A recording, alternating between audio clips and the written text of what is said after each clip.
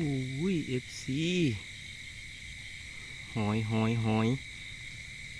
ขี้กระต่ายนี่โอ้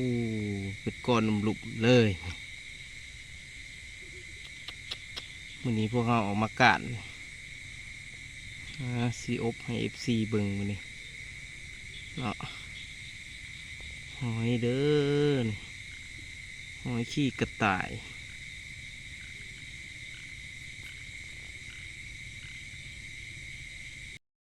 บ่ไปยังบ่ไปพี่น้อง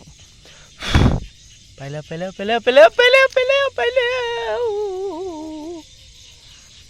เฮ้ยอีกแล้ว FC นี่หอยอุ้ยนี่มองนี่ตัวหนึ่งคู่หนึ่งนี่รีบ่ฮะรีบ่นี่1 หน่วยเบิ่งมีจักหน่วยอู้5 หน่วยเลย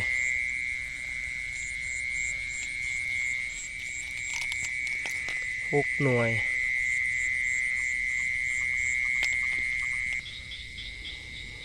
นี่ FC รีบ่นี่หน่วยใหญ่พออีกแล้ว FC กระปูเอาป่ะ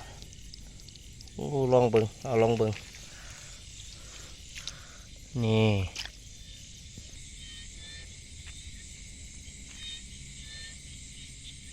ไปทาง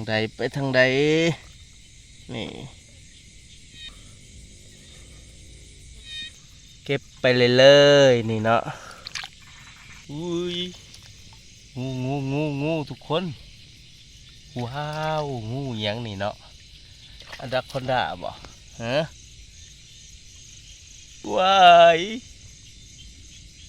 เฮ้ย